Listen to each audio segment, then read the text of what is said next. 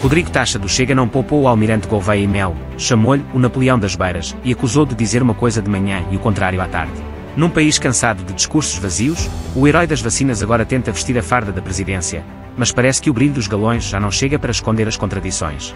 O debate foi tudo menos morno, e deixou claro que a corrida presidencial vai ser uma guerra de egos, máscaras e frases ensaiadas. Taxa, ao assumir esta postura mais frontal, direta e agressiva, há uma intenção de Gouveia e Melo de entrar no eleitorado de André Ventura, que pelos vistos aprecia este tipo de comportamento e de postura política? Quanto a essa questão, eu partilho de algumas coisas que o Carlos aqui já disse, por uma razão simples. Em primeiro lugar, mas isso já é uma característica mais pessoal, embora eu acho que se identifique com o partido que eu represento. Eu prefiro as pessoas que, quando se querem dirigir a alguém, tenham a capacidade e a coragem de serem claros a quem é que se estão a dirigir. E, portanto, aquilo que eu gostaria que o Sr. Almirante tivesse capacidade era exatamente, em vez de mandar, desculpa-me a expressão, bujardas para o ar, dizer exatamente a quem é que se está a dirigir, porque todos nós percebemos, sabemos o que é que ele quis fazer, e aí eu partilho completamente daquilo que o Carlos Coelho já disse antes de mim. O Sr. Almirante Gouveia e Melo surge como um referencial de estabilidade, um referencial de autoridade. Só falta a farda e os galões a brilhar ao sol resplandecente de Lisboa. Mas depois, quando chega a uma iniciativa política, refugia-se nas meias palavras e nas névoas e não é sincero. Eu gostava que fosse. Mas também lhe digo, e também me perguntou sobre isso, com certeza que acho, não sou inocente, nenhum de nós aqui o será, e o Almirante Gouveia e Melo percebeu, talvez aconselhado por alguns dos seus companhões de ruta, que tinha que ser um pouco mais agressivo, porque em política, naturalmente, tem que se lutar pelo eleitorado. Esta coisa de não ser quente nem ser frio não dá para nada já no tempo em que nós vivemos. A política mudou, o mundo mudou. Banalidades qualquer um diz, isso não chega para ser político, muito menos para ser Presidente da República. E o Almirante terá, efetivamente, compreendido isso. Mas quero também dizer, e também partilho, porque o Carlos Coelho também o disse, que é estranho e demonstra uma grande confusão política, doutrinária, paradigmática até, conceptual, que vai na cabeça do Almirante Gouveia e Melo, porque o Almirante Gouveia e Melo num dia diz amarelo, no outro dia diz azul. De manhã está frio, à tarde está quente, mesmo que não tenha havido qualquer alteração de temperatura. E, portanto, é um facto. O homem diz que se um governo não cumprir uma promessa eleitoral, isso é motivo mais que fundado e que ele dissolveria, qual Napoleão das Beiras, dissolveria imediatamente o Parlamento. No dia a seguir, vem dizer que o Presidente da República não está cá para dissolver parlamentos. Não se percebe. E numa altura em que se fala de nacionalidade e também de estrangeiros, a lei dos estrangeiros foi promulgada hoje, ele diz que a imigração deve ser tratada com informação e serenidade, nunca com medo ou ódio. Há aqui uma intenção de atingir o Chega? Eu creio que não. É muitas vezes acusado de ter um discurso contra a imigração, que é racista, que é xenófobo. Ele está a tentar cavalgar também esse argumento? Analiso essa tirada, confesso que não a tinha ouvido, mas analiso essa tirada em dois prismas possíveis. Para começar, é mais uma banalidade a Almirante Gouveia e Melo. Quer dizer, isso qualquer um diz, não é preciso estar na política. Mas analiso de duas formas possíveis. Ou, de facto, o Almirante Gouveia e Melo considera que o Chega não está francamente preocupado com os números muitas vezes pouco exatos da imigração e então ataca-nos com isso. Ou, pura e simplesmente, quis trazer mais uma atuarda para a campanha. Vamos lá ver. Independentemente das nossas diferenças político-partidárias, ideológicas, até de feitio pessoal e de forma de estar na vida política, mais ou menos vibrante, chamemos-lhe assim, é um facto que um tema tão importante como a imigração, para todos os partidos, seja qual for o partido, o nosso desejo é que seja tratado com exatidão. Vou-lhe dar um exemplo até um pouco triste no dia de hoje. Hoje é um dia positivo, estou certo que adiante falaremos sobre isso, nomeadamente na lei dos estrangeiros, mas dizer uma coisa. O Presidente Marcelo Rebelo de Sousa, veja onde nós chegamos e da forma que ele está a sair mal do seu fim de mandato. O Presidente Marcelo Rebelo de Sousa, há não muito tempo, rapidamente, questionou se os dados da imigração eram exatamente aqueles que existiriam, dando a entender que considerava que não estarem exatos. E agora pelos dados da AIMA, vê-se que o Presidente da República talvez devesse ter estado mais calado. Fátima Fonseca, a certa altura isto, Gouveia e Melo apareceu numa postura mais agressiva, com críticas a todos os candidatos, ou praticamente todos aqueles mais diretos, e também ao Presidente da República, sem referir nomes. Ficou surpreendido com esta postura e com estas palavras? Não, provavelmente é a consequência de um conjunto de sondagens que dão a ideia de que a dinâmica de Gouveia e Melo, que parecia muito forte no início, está a diminuir. Isso é capaz de suscitar da sua campanha uma atitude mais agressiva. Agora, o que eu achei curioso é que este evento foi chamado para apresentar um manifesto e nós estávamos à espera que o manifesto fosse um alinhavar das principais linhas de orientação para o país e que fosse o destaque da cerimónia. Olha, o manifesto são 5 pontos que são autoelogios do candidato, portanto são retratos das supostas qualidades do candidato. E, portanto, sob esse ponto de vista, acho que o autoelogio nunca fica muito bem em quem quer que seja.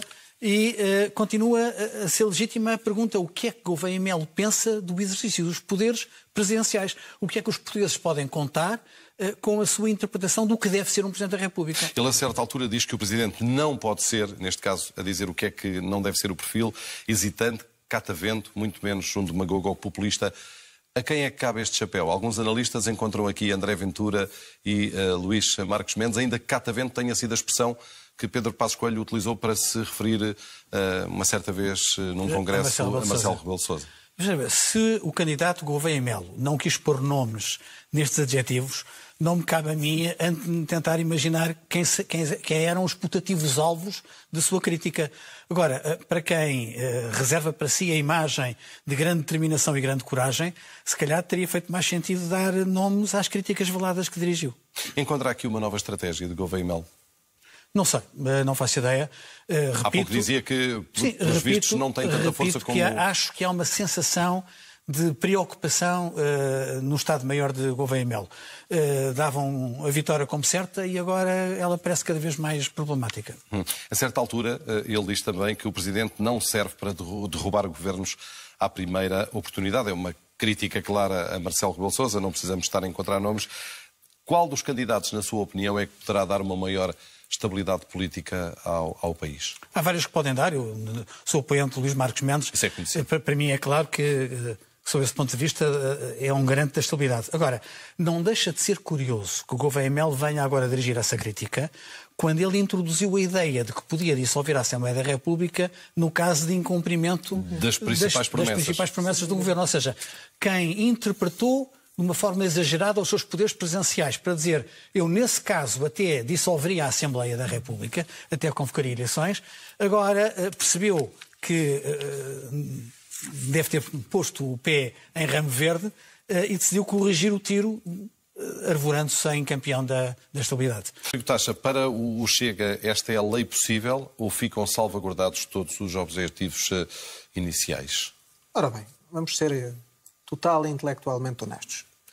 Esta lei não verte todos os nossos pontos de vista e todas as nossas ambições políticas nesta matéria. Mas maturidade política também é isto. Hoje é um dia positivo na medida em que foi promulgada uma lei onde especialmente trabalhou o Partido Social Democrata e o Chega, e houve a capacidade política e partidária de, em determinados pontos, haver um caminho, parte de um caminho que possa ser feito comum. Isso é motivo de regozijo e de satisfação, chama-se isto maturidade política e estar na política com bom senso. Dou-lhe 2 exemplos. Por exemplo, o fim dos vistos de procura de trabalho, cuja manifestação de interesse diziam vamos procurar emprego. Muito contribuíam para a imigração ilegal e descontrolada. Agora, isso desapareceu. E só os mais qualificados podem... Isso não é uma forma de discriminação, sendo que depois esses mais qualificados encontram uma dificuldade, que é verem reconhecidos os diplomas profissionais dos países de onde vêm, de onde chegam. António, veja uma coisa. Mas discriminatório porquê? Em tudo na nossa vida, desde que nascemos até que morremos, há critérios. Portanto, eu não estou a dizer que o António fez, naturalmente. Mas aqui a questão é se não existe mesmo uma discriminação, não só nisto, mas também, por exemplo, na questão do reagrupamento familiar. Só permitem a casais com filhos, com vistos mais qualificados e vistos gold. Isto é um benefício para as classes mais altas, claramente. Não, António, honestamente, não vemos... E a economia precisa de pessoas também menos qualificadas. Honestamente, não vemos como um benefício nem como uma discriminação. Vemos, essencialmente, aliás, unicamente, como um critério de regulação, porque não haver critério é que não é sistema, porque nós estávamos a viver com problemas gravíssimos, não estarão todos resolvidos, mas desta forma conseguir-se-á pelo menos criar um crivo, mais ou menos apertado, mas existe um crivo que nos permita também salvaguardar o equilíbrio do país e também a própria operatividade económica e social até do nosso Estado. Dou-lhe outro exemplo que me parece foi muitíssimo bom ter sido aprovado. Por exemplo, no que toca a pessoas da CPLP para solicitarem um visto de residência Agora, terem que o fazer nos consulados, no seu país de origem, em vez de o fazerem depois de já cá estarem. Isto parece-me da mais... Com visto de turista. Exato. Parece-me da mais elementar decência e da mais elementar compreensão. Portanto, para dizer o seguinte, porque o António perguntou-me isso e eu quero ser claro nesta resposta. Não, nesta lei não está espelhado tudo aquilo que o Chega entende sobre esta matéria, mas é melhor ter uma lei possível que ter uma lei má. Fátima Fonseca, o PS votou contra esta lei, mesmo nesta segunda versão. Não encontram uma lei equilibrada? Se tivéssemos encontrado uma lei minimamente equilibrada, teríamos, no mínimo, tido uma abstenção, uma posição de abstenção. Qual é... Era uma pergunta retórica. Qual é o ponto aqui? O PS, por exemplo, diz que vai limitar a integração. Sim. E que prejudica claramente a economia nacional. Esse é um dos pontos. O PS sempre esteve disponível para regular a imigração, para uma imigração com regras, que garanta a inclusão e que garanta a segurança, a previsibilidade e a cabal inserção das pessoas da nossa sociedade. Eu acompanho o argumento que o Carlos Coelho trouxe acerca da importância da imigração para a economia. E gostaria de destacar esse aspecto para além do aspecto da integração em segurança. E já lá vou. A nossa economia precisa de imigrantes. Eu estive há relativamente pouco tempo a acompanhar o secretário-geral do PS. E também de pessoas menos qualificadas. E também de pessoas menos qualificadas, exatamente. Portanto, necessita, na verdade, de vários perfis de trabalhadores no nosso mercado laboral. Não é só Portugal, e, portanto, esta é uma característica comum a muitos países da União Europeia. Mas também não pode ser uma imigração sem regras. Como comecei por dizer, o PS sempre esteve assumindo uma posição de que a imigração precisa de ser regulada dentro de um quadro democrático e inclusivo. Aquilo que eu ia referir é que há relativamente pouco tempo tive a ocasião de acompanhar o secretário-geral do PS a uma reunião com a Confederação de Agricultores de Portugal. E um dos dados que foi partilhado é que no mínimo 50% da mão de obra que é utilizada na agricultura é mão de obra imigrante. Portanto, o 1,5 milhão de trabalhadores, de imigrantes que nós temos em Portugal, e que foi um dado disponibilizado ainda hoje pela AIMA, é um número muito significativo que tem um impacto económico muito grande. Portanto, nós não podemos desconsiderar, eu não tenho exatamente a mesma leitura que o Carlos Coelho partilhou acerca da referência do Sr. Presidente da República ao mínimo necessário. Provavelmente, enfim, não digo que seja esse o quadro do Sr. Presidente da República, mas muitas pessoas, tal como o PS o faz, assumirão que há aqui um risco de rejeição de um conjunto de pessoas que são válidas para a nossa economia e das quais a nossa economia verdadeiramente depende. Carlos Coelho. Não, eu creio que o que nós não podemos é voltar a um momento em que há desregramento no que diz respeito à entrada, à permanência e à saída de estrangeiros do país. Até por razões de humanidade. Nós queremos que aqueles que entram no território nacional e que são úteis à nossa economia sejam tratados como pessoas e não de forma desumana. Isso obriga a regular. E a verdade é que nos últimos 7 anos nós tivemos uma explosão. Nós passámos, como a AIMA hoje revelou, e a Fátima agora chamou a atenção a isso, de uma situação em que tínhamos 400 mil para 1,5 milhão. Ou seja, multiplicámos... Um pouco mais.